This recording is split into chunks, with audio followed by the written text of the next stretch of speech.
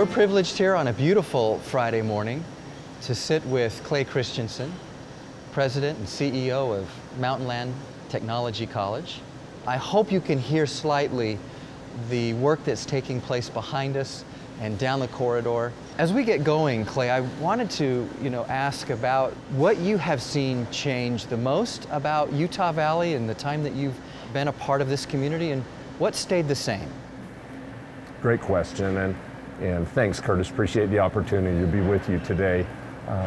It's been interesting. I moved here to northern Utah County in the early 80s. During that time, we would have been sitting right in the middle of a dairy farm where Thanksgiving Point development has taken place. And so, along with the growth, the great opportunities for the citizenry, and to see the things that have happened with Silicon Slopes here on the north end, with manufacturing throughout the county, and that's been one of the exciting and rewarding things working with Mountainland Technical College the last several years. We've been able to be part of that growth and hopefully part of that solution to train the workforce to meet the needs of certainly Utah County within the region that we serve, throughout the state and across the country.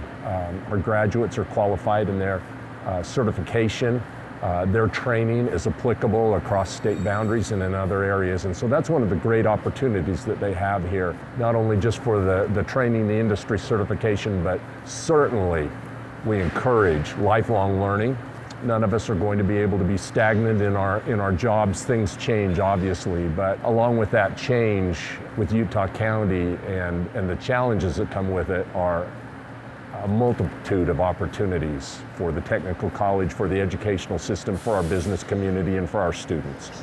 It's not just axles and bearings. You're talking about robotics and innovation, 3D printing, and really those kinds of technologies for the next age, right? Absolutely. You're training that amazing generation who already come kind of equipped to think that way, aren't they? Tell us more about the partnerships. I know that you mentioned Silicon Slopes, but I got to think that your partnerships in higher ed and in industry run really deep and near to you. Share with us a few of those partnerships. The partnerships are essential for our programs. We have to be teaching cutting edge technology and skills to those students to make them employable after they finish that program. And so there's a holistic approach here with education. And those partnerships are invaluable. Here at the college, we have over 575 individuals that serve on advisory committees. The advisory committees are they're the driving force that dictate what happens in our program. And part of when the technical college system, which is just so vibrant and such a great asset to the state of Utah, when they were developed, the legislature wanted us to be nimble and responsive to business and industry. So we can literally change, we can turn on a dime, and if we receive input from those business and industry partners that we need to modify and make a change within the curriculum, that can be done almost the next day. And so we can ensure that we are meeting those needs, and that input that we receive from business and industry is invaluable. You asked a question about some of those partnerships, and of course I'm only going to hit on the tip of the iceberg, but for example, the automotive lab, we partnered with Larry H. Miller. We don't just teach Ford applications there. They have partnerships with Nissan and with Chrysler and with other companies, so that we're training not just for one specific company. And you can go up and down the hall, Norco and Miller Electric in our welding lab. Across the street in our main campus that's over there, we have partnerships with IHC here. And so, for example, in our surgical technology program, our technician program, 5 students out of every cohort are actually IHC employees. Then in turn, they allow us to have our other students involved with clinical experiences that are so essential.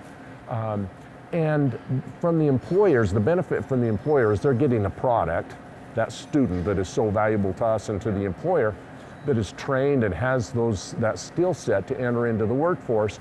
And when they partner with us on clinicals, when we can have students go do clinicals, they get a chance to observe and see those students and find those that are going to be a great fit for their company. So as we begin to enter into the next century and the changes that are taking place and what we need to do as an educational system and a business and advisory community, we need to ensure that tie between those two is seamless so that we can help our students be successful. You've got to be in your late 40s, maybe a little beyond that. Maybe a year or two. What is left undone for Clay Christensen? What are some things that you still hope to accomplish? I'm still excited to come to work every day. And there are some things here in Utah County that we're working, some projects that we're working on right now so far as facilities. I guess from a couple of perspectives. In the capital facilities area, we want to ensure that we have training facilities and programs that are available across the county, across the region. We also serve Wasatch and Summit counties as well. And so it's imperative that we have facilities with state-of-the-art equipment for training programs for our students. And in order to do that, with the size of our county, for example, we can't have just one centralized location. We have to take the services to the community. So the next area that we're working on right now is to expand our services. We're currently in Spanish Fork. We have an opportunity to build a facility down in Payson. That's been consuming a great deal of my time that we're working on. Of course, we work with business partners and business sponsors as well as the legislature. Must say that we're very fortunate to have great legislative contingency in the state of Utah and here in Utah County as well.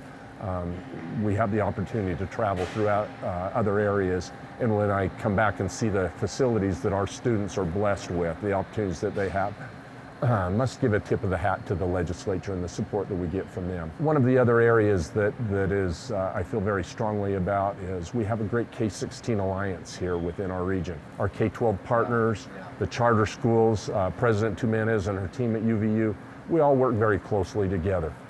It's a goal for both President Jimenez and I and the superintendents that we want to put in place stackable credentials, articulation programs, agreements that are such that they're not dependent upon the personality that's in the position at the time, that we can ensure that those live on and that students are not stuck in the middle of a program that vacillates or changes when they're partway through.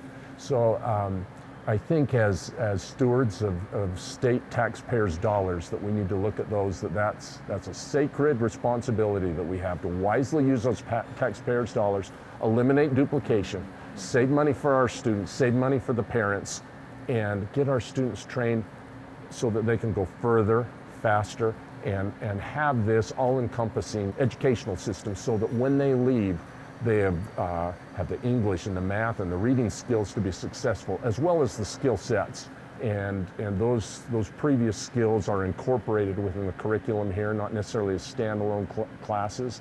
The key to success in the technical college system has been competency-based education. We've been doing it for years and years and years. Students can accelerate quickly through a program. They're not having to replicate and duplicate. That, along with, we started a grassroots effort, along with my colleague out in Uinta Basin, to align curriculum amongst our institutions. That's now in the commissioner's office, and it's a statewide effort. I want to continue working on that. They're also transitioning our programs from not only just industry certification based, but to a credit based system so that the transferability is much smoother for the students. Hopefully my comments today have come out that we need to be student centric. We need to be student focused. We're trying to help students be successful and better their lives through education. And those are the things that keep me coming to work every day. How will you know that your legacy here is something that can live on? How does one know that? I think my approach is maybe a little bit different than some in that we work together here as a team. And I say this over and over and over again to everyone. We're all part of a team. No one's job is more or less important than the other. If the oars aren't in the water and the boat's not going down the middle of the stream, we're not serving the students the best that we can.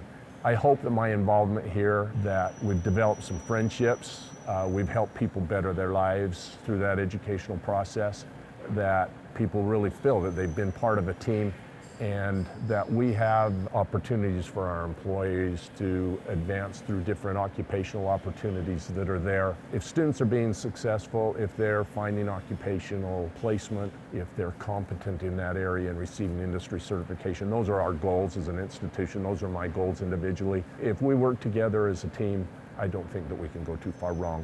I tell our employees all the time that that your priorities, number one, ought to be your health.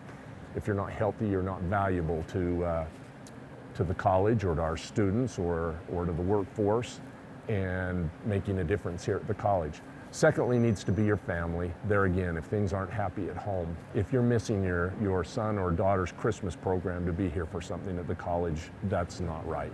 Those are moments that aren't replicated. Third, work here at the college. Sometimes 2 and 3 maybe have to exchange if we've got a board meeting or something, but we try to accommodate that. And I think our productivity has been such. We are now the largest technical college in the state of Utah.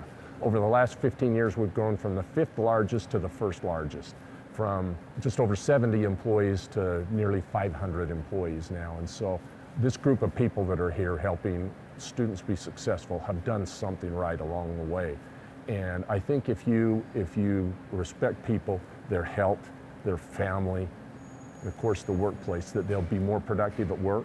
They'll put in more time than an 8-hour day because they'll want to ensure that people succeed. And the folks that are here at the college, they're here because they want to help other people. Clay Christensen, a passionate leader dedicated to a great cause, a leader in this valley, a member of the Chamber of Commerce, but most especially a solid man with a wonderful vision who's implementing a fabulous vision for this county, and we can't thank you enough. Appreciate your minutes. Thank you. Thanks for your time and all that you do. Thank you. Thank you.